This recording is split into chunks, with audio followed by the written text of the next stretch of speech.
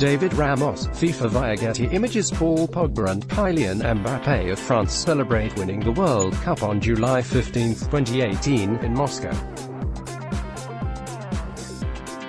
Welcome to Good Stuff, HuffPost's weekly recommendation series devoted to the least bad things on and off the internet. Gerard Delarue, the French ambassador to the United States, had written a whole-ass letter to Trevor about why the comedian's joke about Africa winning the World Cup erases the Frenchness of France's many players of African descent.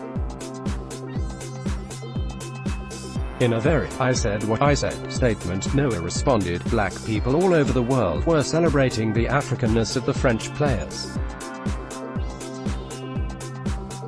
In a negative way, but rather in a positive way, going, look at these Africans who can become French. I don't take the Frenchness away, but I also don't think we need to take their Africanness away." Noah later added, "When I watch what politicians say, especially in France, about African migrants, when they are unemployed, when they may commit a crime, or when they're considered unsavory, it's the African immigrants. When the children go on to provide a World Cup victory for France, we should only refer to them as French." The French ambassador to the U.S. Gerard Delarue criticized Trevor for congratulating Africa on France's World Cup victory. Trevor responds. He concluded, "I will continue to praise them for being African, because I believe that they are of Africa. The parents are from Africa, and they can be French at the same time. And if French people are saying they cannot be both, then I think they have a problem, not me. Zebra play rooftop sex scenes. When I really need to get away from the news cycle, I open up my Kindle for iPhone app and find an e-book with lots of petticoats and an almost equal amount of burning." I am referring, of course, to Regency-era romance novels. This is not everyone's flavor of escapism for a number of reasons. Traditionally, the pretty white and comfortably gloss over the British imperialism that fills the coffers of our aristocratic heroes. But I, reared on Jane Austen and rom-coms, have an insatiable hunger for them. Bonus points if the banter is razor sharp and the heroine is implausibly independent and scandalous for the era. Sarah MacLean, one of my favorites, had a new book out this summer that's all that and more. Wicked and the Wallflower features an adventurous young lady of the ton who has failed to make a good match in her first few seasons and is now aging into that most dreaded of things, a spinster. She crosses paths with a devilishly handsome crime lord, sparks fly, intrigue happens, they fall in love. Oh, and have sex on a roof. The perfect summer fantasy. Thank you, Claire Fallon. Cher ABBA equals love. Anyone hoping for a Cher renaissance need look no further than the 72-year-old diva's Twitter feed, where each ungrammatical anecdote of fiery Trump screed announces itself like a miniature comeback. But Cher is also making an actual comeback. The silly, effervescent Mamma Mia! Here We Go Again is her first film in 8 years, featuring Cher as its grande dame and reminding us that her movie career is a sparkling one. As if singing ABBA's Fernando with Andy Garcia wasn't enough, Cher announced this week that she will soon release an entire album of ABBA covers, and why shouldn't she? Cher is a delight, ABBA is a delight, Cher singing ABBA is a delight. It's time to embrace the DGAF portion of Cher's career. If we could reach the stars, we'd give them all to her.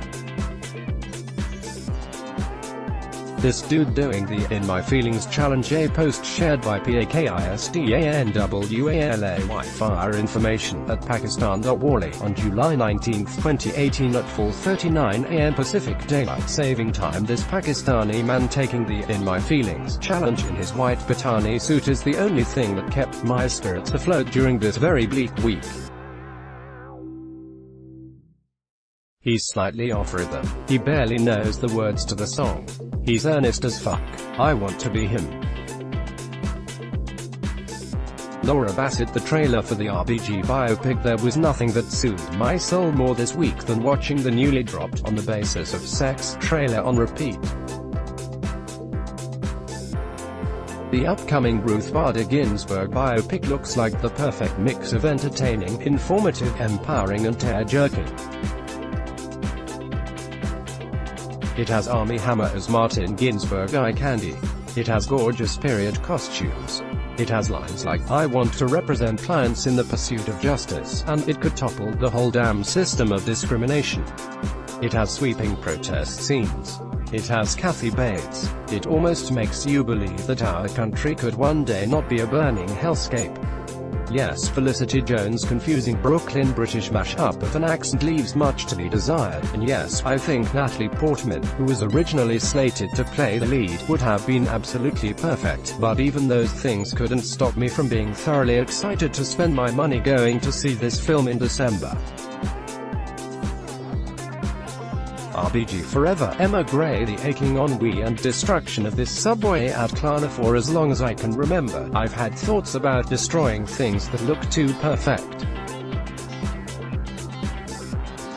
Beautifully presented makeup, food, glass, flowers, what have you. I have the urge to mess them up immediately.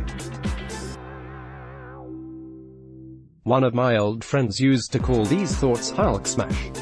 This ad, for a bank of some kind, hits me right in the part of myself. The ice cream is so satisfying in its destruction, and it's topped with an extra helping of existential ennui.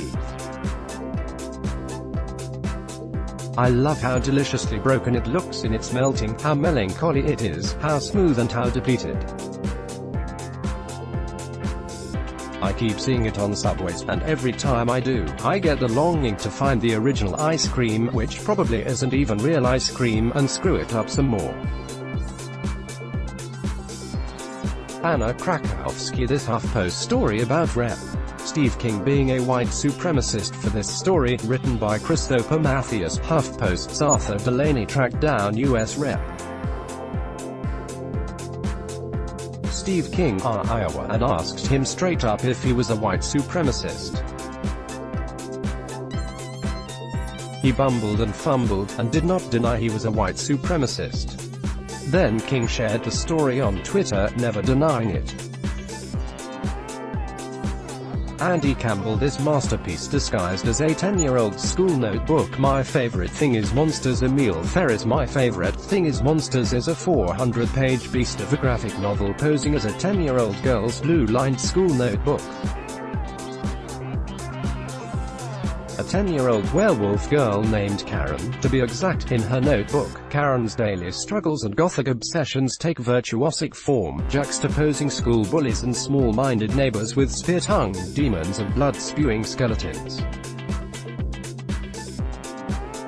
Often the former appear more frightening. Things get way darker when Karen's beautiful and somewhat witchy neighbor winds up dead under iffy circumstances. The 2017 book is 56-year-old Ferris' first graphic novel, which she created using only Bic pens and Flair markers. Even more astounding, she made it while reteaching herself to draw after being temporarily paralyzed from West Nile virus, which she contracted from a mosquito bite. It's almost impossible to believe when you see the drawings, so intricate, uncanny, expressive and haunting, sure to dig the way right into your REM cycle. This is an astounding noir murder mystery, classic monster tale, and coming-of-age story rolled into one gory and gorgeous masterpiece. Would recommend. Priscilla Frank. Robin Williams. Come inside my mind. Not interested in heading to the movies. You can reminisce on Robin Williams' life and career from the comfort of your own couch as HBO's documentary, Robin Williams, Come Inside My Mind, hits the network and its streaming site this week. Director Marina Zenovich pairs Williams' own words with never-before-seen images, clips and original interviews to create a stunning picture of the Oscar-winning funny man we all adored. Sit-downs with Billy Crystal, David Letterman, Pam Dawber and Steve Martin bring the laughs while also adding a new layer to Robin's story and his ultimately tragic end. Lee Blickley, with your lavender, you're going to be great. With your https://t.co/q1rqttffxk at Beyonce, July 18, 2018. We are here less for the tweet than for the video invoked by the tweet, which is nothing short of the greatest video known to humankind. In it, a man snatches the edges of a racist white woman who has profiled him. Before the video starts rolling, we're given to understand Rebecca claims she makes more money than this black king. She's holding a CD player and he's standing next to his Mercedes-Benz. This on its own is an mega-level drag. But then Brew tells Shorty that she should go and be great with your lavender as she storms off, defeated, turning red from her back. It is the kind of taunting life advice that can only be delivered by a person of color. The talent is passed down to us from our mothers, our grandmothers, our aunts and uncles. It's comforting to see a racist woman dragged in this way. It clears my cystic acne. My credit score is well over 800 now. My student loan debt has disappeared. Anyway, when I saw this tweet breathe new life into the best video on the internet, I knew that this was undeniably some. It's actually from 3 years ago this month, and it's Carly Lloyd's goal from the halfway line against Japan in the 2015 Women's World Cup final. The U.S. won 5-2 its third World Cup crown, behind Lloyd's hat-trick, but none of the other goals were as amazing as this one. Lloyd slips past a defender at midfield, sees the Japanese keeper off her line, and fires a missile from 50 yards out into the bottom left corner of the net. Why am I digging up 3-year-old soccer videos and forcing you to watch them? Because I'm going through World Cup withdrawal, and the only thing keeping me alive right now is knowing that we're now less than a year from the 2019 Women's World Cup in France, where the USWNT will likely enter the tournament as favorites to add a fourth star to the jersey. Travis Waldron reality TV premised on good intentions. It was another garbage week in the news, so I found myself re-watching old episodes of The Great British Bake Off, known in the US as The Great British Baking Show on Netflix, increasingly my go-to comfort food television as the world crumbles all around us. It's hard not to root for pleasant people to successfully flip their upside-down tarts. Thankfully, PBS is currently airing a new season originally aired in 2012 on the BBC, but never seen in the US. The most recent episode tasked contestants with making some questionable but humorous American pies, leaving the bakers to decide for themselves what our pies entail. One baker decided American meant dumping in a lot of peanut butter, while still containing plenty of the dramatic stakes and frenetic music of reality and competition shows. GBBO, along with Netflix's Queer Eye, belongs in a narrower genre, reality television predicated on friendliness and good intentions. When a baker needs to, say, put the final, frantic touches on her multi-layered hors d'oeuvre, the other bakers give her a hand. Like the contestants' fluffy sponge cakes, it's a show full of warm goodness. Marina Fang. Download more. Trevor Noah, Ruth Bader Ginsburg, Steve King. Share. Carly Lloyd.